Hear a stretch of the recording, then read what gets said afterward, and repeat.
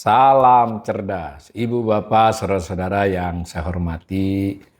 Sesi membaca berita dan sedikit komentar dari saya kali ini akan membacakan satu berita terkait gagal bayar utang salah satu BUMN karya, yaitu Wijaya Karya.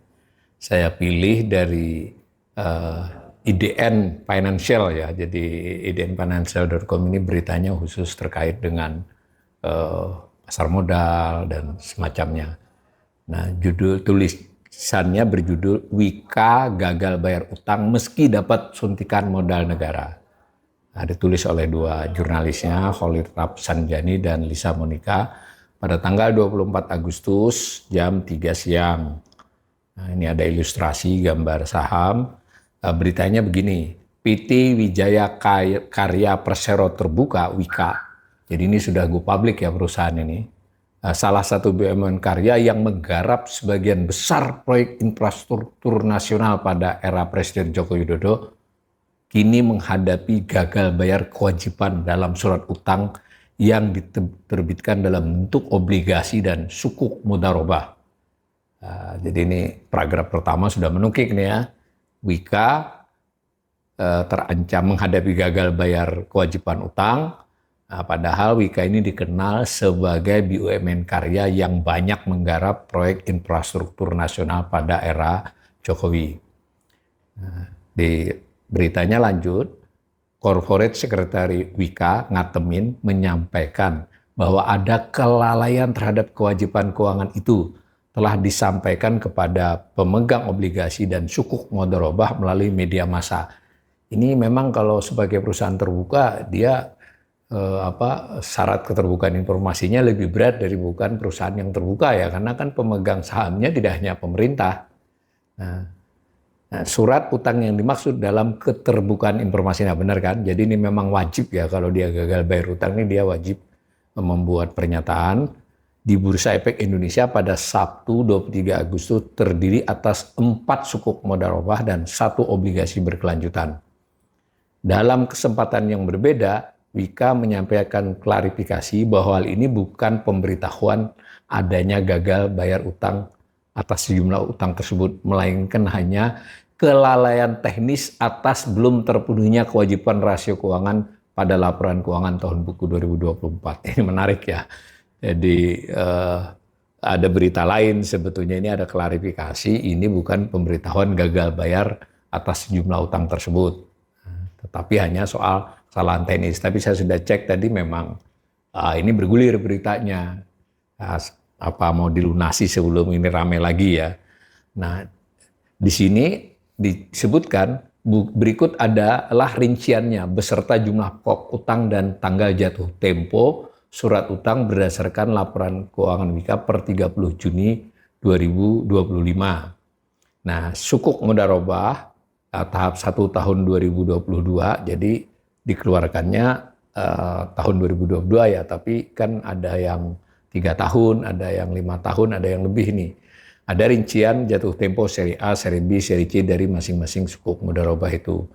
Lalu ada sukuk mudharabah berkelanjutan 2. Jadi tadi berkelanjutan 3, berkelanjutan 2. Jadi yang diinformasikan ada kemungkinan gagal bayar. Tapi ini jadi betul ini ya, kalau dilihat jatuh temponya, ini memang informasi keterbukaan harus ya. Makanya ada klarifikasi dari Wika.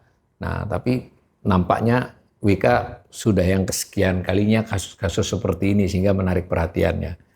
Nah, itu ada sukuk mudharabah berkelanjutan 2, ada seri ABC juga. Lalu ada sukuk mudharabah berkelanjutan 2 juga yang tahap tahun 2021. Lalu ada sukuk mudharabah berkelanjutan 1 tahun 2020 dan seterusnya ya ini ya. Nah, ada rinciannya, silahkan para pemirsa lihat.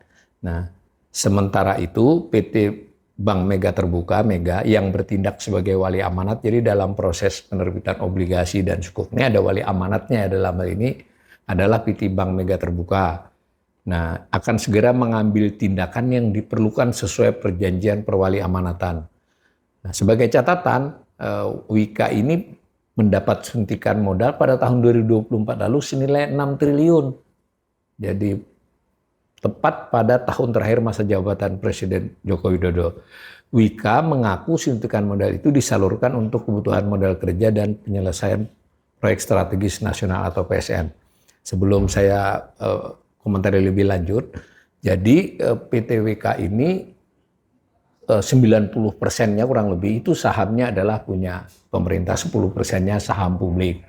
Nah, sebagai sebuah perusahaan publik, TBK terbuka, itu dia memang wajib menyampaikan keterbukaan informasi ya, termasuk ini di sini oleh redaksi sempat terbaca bahwa ini gagal bayar utang ya.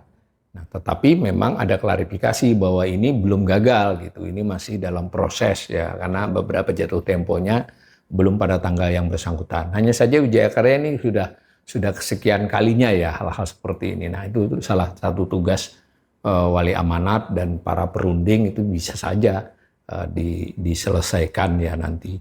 Tetapi media ini mengingatkan sebenarnya sudah dapat tahun 2024 6 triliun ya. Karena waktu itu Wika kesulitan keuangan banget, ekuitasnya anjlok berat ya, ditambahi.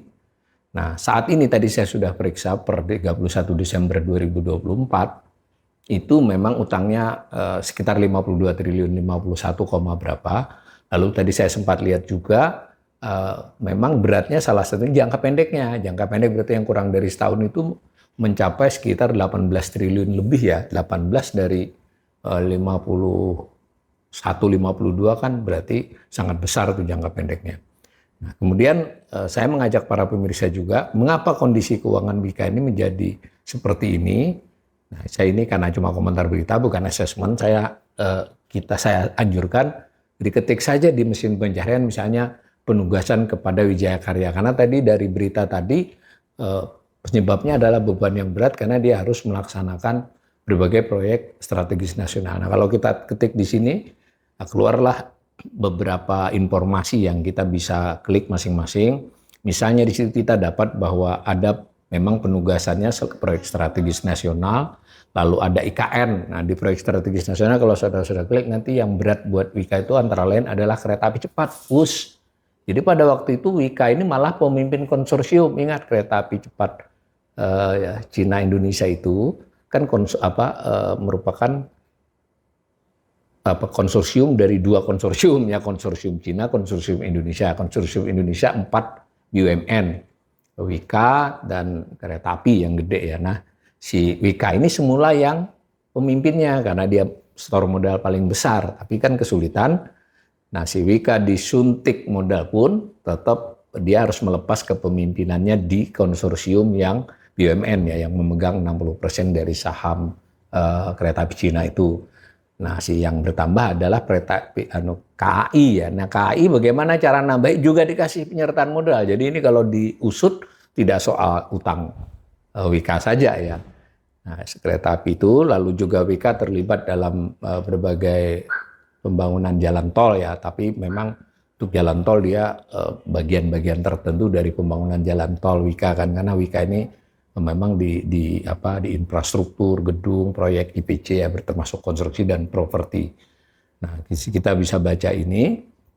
Nah, pada dasarnya beban dia di era Jokowi memang penugasannya banyak, juga beberapa kali mendapatkan suntikan modal yang besar tahun 2024. Nah, tetapi tetap saja laporan keuangannya berdarah lah tanda petik ya, tidak cukup bagus. Rasio utangnya juga sering melambung, kemudian disuntik atau dilakukan perbaikan, restrukturisasi bisa, tetapi khusus untuk utang-utang yang sifatnya adalah obligasi, ini sulit ya, harus melalui wali amanat dan ini tidak mudah. Sehingga ini mungkin kalaupun terselesaikan yang terindikasi gagal bayar ini bisa berlanjut di tahun-tahun mendatang, karena Wika misalnya masih punya saham meskipun sudah kalah dengan kereta api, punya di saham WUS-nya belum bisa menghasilkan ke dia, dan berbagai proyeknya juga semacam itu.